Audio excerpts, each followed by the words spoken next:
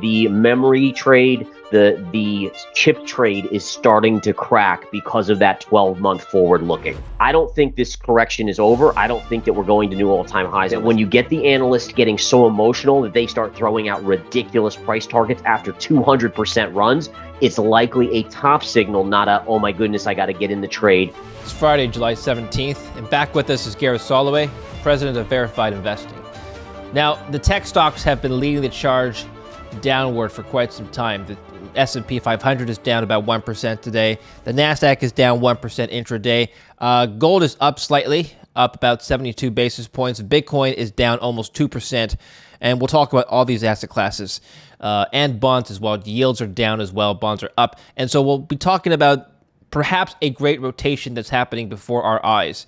Gareth, welcome back to the show. Good to see you. Good to see you too, David. Thanks for having me back.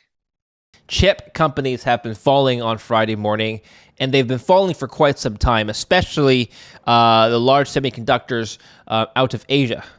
SK Hynix has been falling, and NVIDIA has been trading sideways. Now, the chip makers have been, a lot of people have been saying, are the backbone of the entire AI trade. And the fact that they're basically hemorrhaging over the last couple of weeks, does that signal to you that perhaps there's slower demand for AI going forward? Or maybe it's just a matter of people taking profits, but it's a lot of profits being taken off the table. What's going on? It sure is. Yeah, so I think this is a combination, right? So the first thing we have to understand is that markets are always looking 12 months in advance. And so we have the memory stocks, but we've been hearing that new factories are slowly being built. It might be a little bit more than a year out, but the markets are already starting to look that way. In addition, we've seen that many companies are looking for ways to maximize the memory that they bought because the prices are so high. And so, for instance, Apple's thought about petitioning the US government to allow them to buy memory from a Chinese banned company. These are the types of things that start putting a dent in the massive runs that we've seen in some of these memory stocks and these hardware stocks, right? These chip stocks. And so if we look at the chart, for instance, Micron has already come back in substantially. We've seen from the high, the all-time high on earnings, mind you, to today's low was a 36% drop. Now, if you see on my chart here, we have support zone. So this is a support zone. I actually started to go long some of the semis just for a bounce over the next week or so because they've corrected so much. And you can see right here, this drop right into this pivot high has gotten me long. So I want to be clear on this. The semis eventually will see downside of as much as 75%. That's what history has told us. This time is not different. It's no different than the AI revolution or, again, the internet revolution. They're one and the same in terms of earth-changing and game-changing technologies.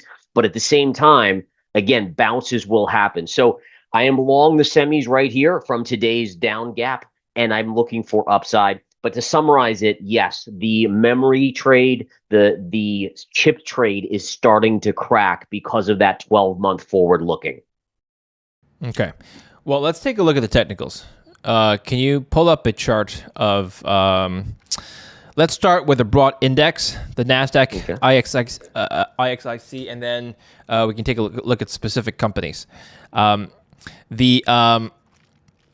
If you just take a look at the technicals here, we've got potentially a topping pattern that's in progress, and maybe you can walk us through what this looks like. The history of this chart has shown us many similar topping patterns in the past, and every time it's recovered to varying degrees and different extents. What's different this time? So we have the chart of the Nasdaq in front of us, and we have the massive run that took place from March 30th all the way up to the recent highs in early June.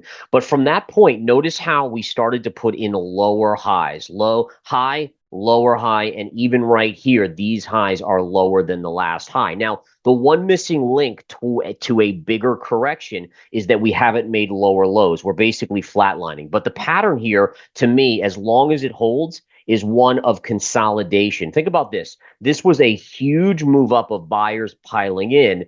This was distribution right here. You have the attempt of the market to keep going up. And what we're seeing here is that there's sellers coming in from above and they're not letting the market go back up. Now, part of that is the semiconductor trade. But what's so fascinating about the semiconductor trade is that we've seen 30 to 40% corrections in those stocks, but the indexes have not fallen that much. And the culprit here is that we had weak stocks like Microsoft and Meta, right? If we look at Microsoft going into it, Microsoft was getting crushed. But as soon as the semiconductors began to fall, we saw Microsoft rallying to the upside. So again, these bigger mega cap Magnificent Seven have very much kind of cushioned the downside for now. The kicker is going to be this. If we start to see any sort of weakening in the economy, that's where we'll see the bigger sell-off in the market take place. Until then, I believe it's a rotation of capital going on. And again, it is a bearish pattern, so I think eventually we roll over here, but we need to see those lower lows on the Nasdaq come in. And just lastly, take a look at Apple. Apple's a great example of how a mega cap, almost 5 trillion, is cushioning the Nasdaq while the sell-off in the semis is going on. You can see, look at this run in Apple, but look at where Apple is. Massive resistance, beautiful trend line right there. This rejection, I think Apple starts coming in while you get a semiconductor bounce. After a bounce, semis are going to go lower, and I think Apple goes lower as well. Economy should weaken by year end. What happens when we have the Fed raising rates? Let's talk about that for a minute. 2022 was a year that I think we all remember as bad for all asset classes that we track, pretty much all of them, the bigger ones at least. And people are talking about the very strong possibility of raising rates. The Fed's talking about that. And I'll ask you to comment on the degree to which they'll raise rates, because 2022 saw many rate hikes. This might not be the same. And if it's only 1 or 2 and 25 to 50 basis points, maybe we won't see that kind of sell-off if we saw in 2022. What do you think? So the data that I'm looking at and just knowing how the Federal Reserve operates is they're talking a tough game here. I would at most expect 1 rate hike the end of this or later in this year, and possibly no rate hikes and even cuts as early as next year. And so I get that, you have Kevin Warsh coming out and talking real tough. He obviously has the Fed board that votes on rate hikes, and they're still talking tough. But in my humble opinion, is he is going to fight rate hikes very harshly because of the Trump appointment. He has to kind of answer to the president, as weird as that sounds. I know he's supposed to be independent, but at the same time, Trump was very clear that he was not going to be appointing anyone who was going to raise rates, right? And he always, think about what the president says. Anytime we see the stock market selling on good economic news, he has an issue with that. He takes an issue with that because he says, well, this is good. It should make the markets go up. And so it's very unlikely that we will get rate hikes, maybe 1 this year. But with my analysis showing that we're likely going to see an economic weakness towards the end of the year, it could pivot very quickly towards cuts in 2027. Before we continue with the video, let me tell you about one of your most important personal assets, which is your personal privacy online. If you've never Googled your name, do it now. You might be surprised at what comes up. Data broker sites and people's search sites are quietly collecting your personal details, such as your name, home address, and phone number, making it very easy to find. Delete Me, today's sponsor, is what I use to fight back against that. After a quick setup, they scan for where your personal information appears, verify those listings, and submit removal requests to hundreds of broker websites. They also continue monitoring over time, since this information can reappear over time. I've personally been using it for over a year now, and it's removed 204 of my listings, and my latest report showed 335 listings were reviewed last month. So if that bothers you as much as it bothers me, then use my link in the description down below, or scan the QR code here. That's joindeleteme.com/DavidLin, and use my code DavidLin to get 20% off. Take control of your privacy today. When you say rotation, by the way, I'm curious what people are rotating out of and what they're into. And the Mag 7 stocks, not all of them have been down all the year. I think three of the Mag 7 stocks are down year to date. Perhaps this is a market where you have to pick your stocks and not just go long or short on an index. I agree with that. What do you think? I wholeheartedly agree with that. So when we talk about rotation, the way institutional money works is this, is that institutions, the hedge fund managers, they make $0 if the money is sitting in cash. So they are pushed by their own want of making money to always have money deployed. The only time they sit in cash is if the stock market is collapsing and it's all out panic, a la January, February, March of 2009, where they were just out of it. They were just like, you know what, this is too dangerous. We're going to step aside. In this environment, they're not going to put money in cash. They've got to deploy it. So when they're pulling money out of semiconductors right now, they're actively saying, well, where can we rotate that capital into? And that's names like Apple, which has made new all-time highs. We've seen Microsoft, Meta bounce. I mean, a lot of the ones that were weaker, that we're actually seeing money go out of, that was the money was being sold out of Microsoft and Meta, and it was rotating into semiconductors. That money is now flooding back into the likes of Meta and Microsoft. Now, again, as we bounce, we should see Apple, for instance, come back in a little bit. But for the most part, that's the thought process. In this environment where we're not in a bear market, you will see rotation of capital, not as much of just leaving the markets entirely. Yeah. Okay. And just to illustrate the point, I'll switch to my screen and I'll switch back to yours. This is the Aventic Semiconductor ETF, SMH. All right. A lot of traders are probably going, shake my head, SMH right now. 20%, down 20% since the beginning of June, well, mid-June. So down 20%, down 20% is a bear market. This sector is not new to pullbacks. If you just go back to the history of this sector, right? Very sharp pullbacks, very sharp recoveries, especially last year in February. You had the sector down 36% before a big rebound. But what's interesting is the magnitude and the speed at which it's been moving down recently. As a trader, you're looking at this kind of a move. Would you be a buyer here? So I did buy today. I bought STX, for instance. And again, let me just show my chart here so you guys can understand. But I did do a lot of bottom fishing just in the last 24 hours on these semiconductors. So here's STX. If we look at this, you can see again, this is Seagate Technologies. It had an incredible run. When we look at Fibonacci retraces, which is one of my favorite things to do, we can see again that we essentially got down here to our 50% fib retrace of this bull run. And so I start to look at the 50% and 618 Fibonacci retraces. Those are my buy levels after we have these monumental runs to start accumulating right down here. I bought this already. Believe it or not, I've actually already unloaded it for over a 10% gain just from this morning's early morning buy on STX. But other names out there as well. For instance, NBIS. Look at this one. This was a great runner, but look at the pullback. But where does it go? It goes right back to a major pivot right in here. And there it's getting a bounce today as well. And you could go on in a lot of these names. So I did do a lot of bottom fishing. Even the SOX, for instance, we look at the SOX, you can see it's reversing today after gapping lower. But the key is I want people to be understanding is that I don't think this correction is over. I don't think that we're going to new all-time highs on the semiconductors. I am relatively confident, high probability that the top is in for the cycle of these. And you're already seeing it, right?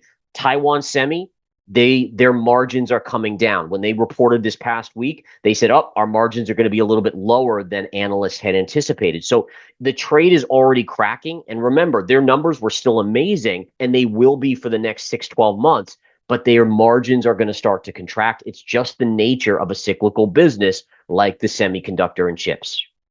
Okay, great. Well, if you think semiconductors are being the subject of a rotation, then what do we think is the subject of a rotation of capital inflow? In other words, what are people buying? So what I do is I look. So and again, when I look to buy something, it's usually when everyone else is panicking. So a la this morning when we had a massive gap down on the semis down. You know, you look at this chart on MRVL, for instance. This is one of the ones I'm still holding. It literally retraced 45% drop in the stock back to this basically sideways chop. That tells me there's support, and it's already moved up beautifully on the day. But essentially, that was a fear trade was starting. So I'm looking for a technical bounce. We're probably going to see a move up, maybe all the way back to 2.25, 200, and then I think we fall lower. Where I'm now looking and I'm starting to concentrate capital is on something like Oracle. Now you might say, well, Oracle, but they have all this debt and all this stuff. I love hearing that because that negativity is where basically the buyers are getting flushed out. And look at what this thing's doing today. It's already up on the day after, gapping down. It's starting to push up. Look at the oversold nature. As vertical as Micron was going into earnings and the greed that was there, you have the opposite here, which is fear. So Micron was a shorted extreme greed. It's obviously collapsed back down. Oracle, to me, everyone's so bearish on it, and it's into technical support, two trend lines converging. This, to me, could bounce back to 150 within days on the charts as well. And I just want to point out one more thing, David, that I think people need to understand. And I've been through the ringer in trading. I've traded for 27 years, and I've made every mistake in the book. So no one should feel ashamed of making mistakes. We all do in trading. The markets teach us tough lessons. But remember about 3 to 4 weeks ago when SanDisk was getting crazy upgrades like $2,700, $3,000, $3,500 price targets. And remember when we saw Micron getting these ridiculous upgrades as well? That was a topping signal. Remember these for the next time when a bubble occurs, that when you get the analysts getting so emotional that they start throwing out ridiculous price targets after 200% runs, it's likely a top signal, not a, oh my goodness, I got to get in the trade, which ends up being the top. The other thing I'll point out too is SpaceX. I warned on this. Even the last time we talked, I think we talked about SpaceX and how I thought it was a lot of hype and it marks market tops. SpaceX, we all know what's happened to that thing. That thing has come down massively, and literally we're now at $124, and that's even below the insider's price of $135. These are top signals when the hype is that great. Just learn them for the next time. Yeah, I remember having a conversation with somebody who has nothing to do with finance. A friend of mine asked me, hey, should I be buying the SpaceX IPO? And that's when I realized this has reached hysteria levels right before the IPO. If that's people who aren't even investors are talking about this. That's the old adage. When I grew up in New York and was hanging out and trading with Wall Street guys, they always said to me, and bagels are big in New York, but they always said when the bagel man is giving you stock tips, that's when you run the other way. In other words, when people that aren't involved in the markets and totally don't pay attention, they start paying attention and they want to get in something or they think it's easy, that's when the top is in.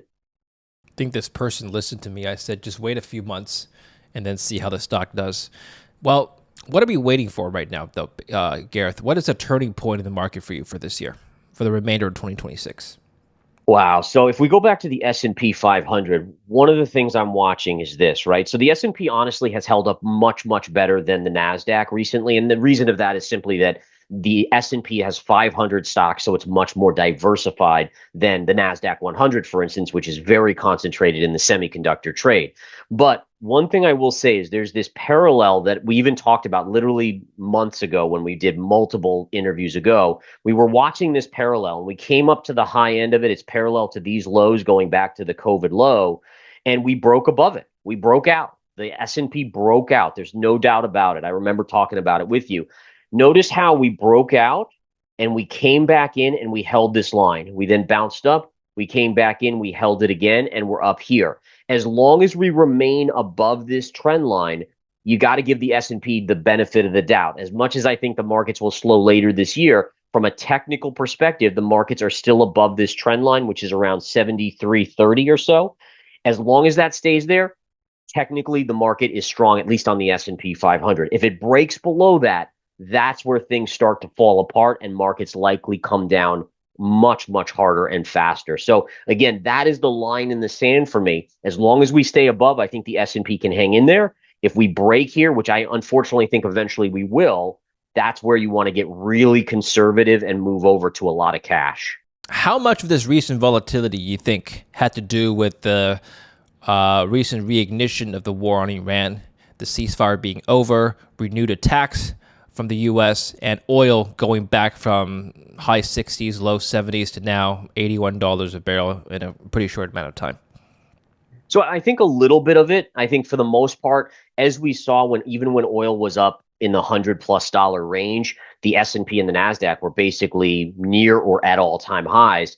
And the old thought process is, well, the semis, right? The old adage, another adage is that where the semis go, the markets follow. And I think that's very true right now, is that, yes, oil has come way down, which is helpful for inflation and the Fed maybe not having to hike, but now we're seeing oil go back up. And now maybe the Fed might be forced to hike anyways.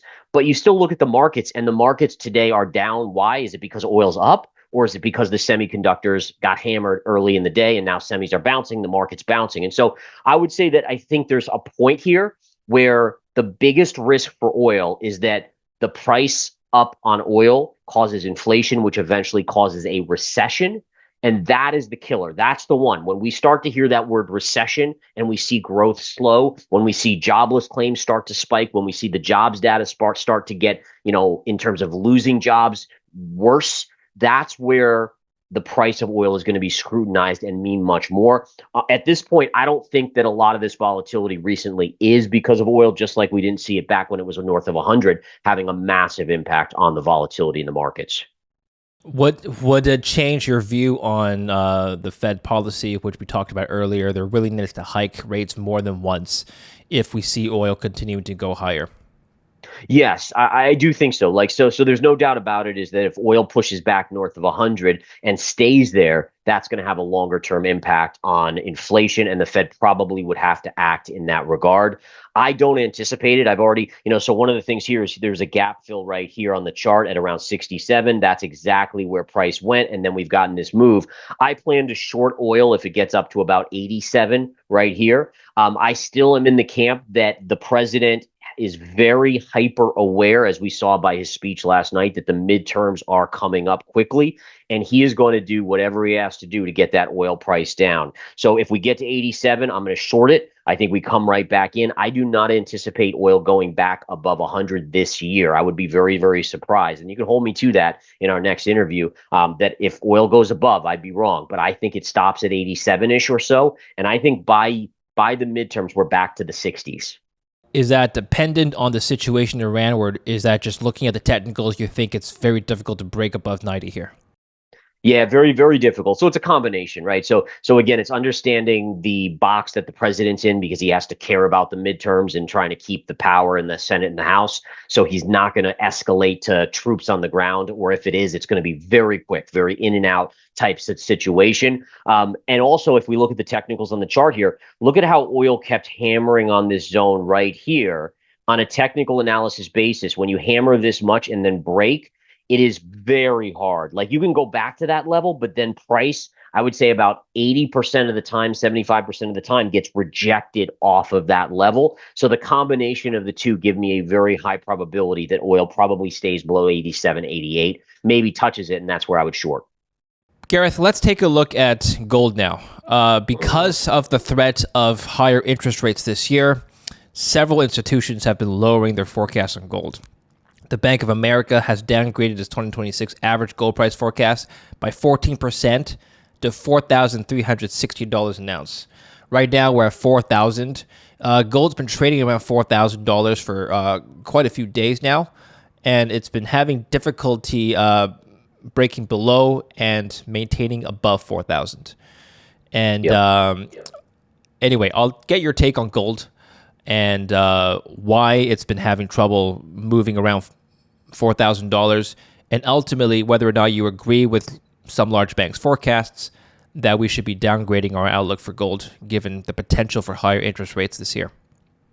Yeah, so I think that, in general, I agree that the crazy forecasts for year end are ludicrous, right? I mean, I've been a bear on gold since it was north of 5,000 for a downside move to basically sub 4,000, which we've now achieved. I still think, based on the chart, that there might be one final flush down to about the 3,500 level, but basically anything below 4,000, I'm starting to look at it very attractively as a buy. And part of that goes along with the thesis of, if I'm not a believer that there's going to be any rate hikes, or if at all, maybe one, then I think then that is starting to make the bull case for gold to start to push up. Now, on a technical basis, when we look at the chart, we have this beautiful wedge pattern, right? So you can see, I mean, amazing how this high starts the formation of the low, low, low, low, and low. And sure enough, where are we? We're right at that same support level, which is holding. It is holding as of now. one of the things to keep in mind is wedge patterns, they start to contract, squeezing price between, which starts to build the explosive ability for gold. Now, the explosive question mark here is which way does it go, right? Does it break to the downside or does it explode out to the upside? Right now, based on a few different metrics, it's telling me there's more of a chance of one final flush out down to this level around 3,500 right here. Notice this is the peak from all of these high pivots right along here. And so if we get one flush out there, I think that's where we bottom out. And then looking towards later this decade, over the next couple of years, I think gold is headed much, much higher. And so, this is where you can be a shorter term bear, but really longer term mega bull on gold. The government spending, the lack of fiscal control, all of these things play into much, much further upside over the next few years, even though it's washing out a lot of the weak hands in this drawdown. What happened to the markets earlier last year and late last year and earlier this year? Gold peaked around the beginning of the year. Bitcoin peaked around the beginning of last year. Several tech stocks I mentioned are down. That's not to say there's been a lot of momentum and squeezing in other areas in the markets, like semiconductors we talked about earlier in the year. But it looks like a lot of the asset classes that had a huge run into 2024, into 2025, slowed down late last year and into this year. Was there a pivotal change that happened in the beginning of the year that we should address? I mean, besides the war in Iran, which obviously changed the calculus for rates. But other than that, what else happened? So I think a couple things. So number one, the run on gold, where we had this next phase of the bull run from October all the way into January, that coincided with Bitcoin topping. So if we remember, and we can quickly look at the Bitcoin chart here, I'm sure we'll go into it in more depth in a little while, but Bitcoin topped back in October, right? And so you did have a certain amount of money exiting Bitcoin and rotating into gold. And I think that's part of the reason. And you can very clearly see this drop on gold, on Bitcoin, all the way into basically the end of January, early February, coincided perfectly with the incredible rally in people chasing gold that topped out in late January, early February, right? From that point on, Bitcoin has gone down further, but it hasn't gone down with the same velocity, and so has gold. And I think a lot of that is because money was rotating out into the semiconductor trade. I mean, think about it from this perspective, is that people that rushed into gold in this run from basically 4,000 to 5,600, they were get rich quick investors. They weren't investors that had been in gold for 10 years and were just buying a little bit more. They were get rich quick, right? Bitcoin players in general, if you're in crypto, you're expecting, oh, I have an altcoin, where's my 100x? Well, guess what? You could make 5x or 10x in semiconductors from October last year into mid this year, right? We saw those incredible runs. And so I think it was a combination here. And the question I would say is, if the semiconductor trade tops, and we've already seen it start to top, does some of this money come back to Bitcoin? And does some of it come back to gold? And I think there's a real case to be made later this year that I do think, as the stock market comes down, which has been the hot play, I think some of this money does rotate back into Bitcoin and gold. And so even if we don't get that flush down to 3,500, I think gold, again, has a lot of positivity into year end. Okay. Well, let's talk about Bitcoin then. Right now, 63,000. And similar to gold, it's been trading range bound here. Is this a bottoming pattern for you, Gareth? It is. It is, at least in the near term. And listen, a bottoming pattern can fail if you ever take out this low here, which is the head of an inverse head and shoulders. It's a bullish pattern in technical analysis. Then it would negate the pattern. But until then, shoulder, head, shoulder. I like the fact that if we look at Bitcoin, how has Bitcoin performed versus gold, silver, and the stock market over the last week or two? It's actually outperformed. So I'm taking those as breadcrumbs telling me, okay, there's something going on here. There's rotation of capital back into Bitcoin in the near term. And maybe we're due for a run up to about the 71, 72,000 level. And that's actually what the target would be, the calculated target of this inverse head and shoulders. So I am bullish on Bitcoin here, at least in the near term. If it ever takes out the 58,000 level to the downside, then I would have to flip back to being bearish for a move down to 50,000. But right now, this is a very bullish pattern on Bitcoin. Okay. Let's end on key levels for the asset classes that we're talking about. So S&P 500, what are we looking at here for the next key levels, Gareth? So the big level, we talked about it just a little while ago. This one right here at 7,300, guys. As long as the S&P stays above 7,300, I would maintain a bullish bias on the S&P, maybe a little bit more neutral to negative on the Nasdaq because of the tech side of things and the unwind there. But that is your line in the sand. If we break below that, you should head straight to 7,000 because that, again, would be your high pivot from last year. And again, if that breaks, we could be looking at as big of a move down as 6,300 and maybe below. But let's start with that 7,300 being the key level. Which one do you want to do next? Yeah, Nasdaq as well. Nasdaq Composite. Let's take a look. So the Nasdaq Composite, short term, we very clearly see you have a low pivot right through here at around 25,000. By the way, that's incredible that it's literally at the even number of 25,000. So it's come down to 25 and they've held it above. Come down again, they've held it above. If 25,000 gives way, it's going to act like a dam breaking, and you'll see price very quickly decline all the way to 24,000. So about 1,000-point drop there on the Nasdaq. So watch 25,000 stays above. There's still hope for further bull market action. If it breaks 25, should be a very quick flush to 24,000. We've already talked about oil. Let's skip that. My questions for gold and Bitcoin. Similarly, what would happen if the floor that they're forming right now is broken? So for gold, that's 4,000, and for Bitcoin, that's 60,000. Yep. So if you take out this 3,900 to 4,000 level on a breakdown below this wedge trend line, you're going to head all the way down to this support at 3,500. 3,500 for me would be where I start loading up on long-term holds. I already have some long-term holds that I've held for years and years. This would be my buy and bull opportunity. So watch the 4,000, 3,900 level. If it breaks, goes to 3,500. On the other side, the wedge pattern can break to the upside. If we take out 4,150 or so, you could be headed back towards 5,000 in very quick order. So the wedge pattern, remember, it's like a pressure cooker. It's squeezing price. If it breaks one way or the other, you're going to get a big move in that direction. All right. Excellent. Gareth, thank you very much. Good update today. And finally, I want to just get your take on the direction of yields. The 10-year yield's been rising, and that's been causing alarm for a lot of people. And let's get your take on where it's headed next.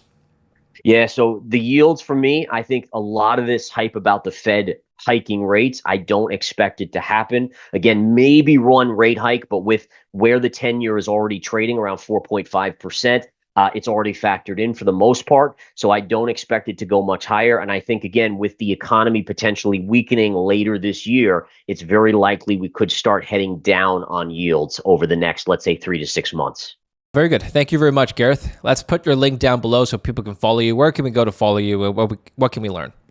Come over to Verified Investing. It's all charts, no BS. In other words, it's all about the data. Every trend line matters. If it has multiple factors, it gives me my entry, my exit levels on trades, whether it's swing trading stocks, ETFs, crypto, or commodities. Again, check it out. Again, if you're into the charts and you want to learn more, verifiedinvesting.com. All right. We'll put the links down below, so make sure to follow Gareth there. Thank you so much, Gareth. Have a wonderful weekend, and we'll speak to you again soon. Thank you so much, David. Take care. Thank you for watching. Don't forget to like, subscribe,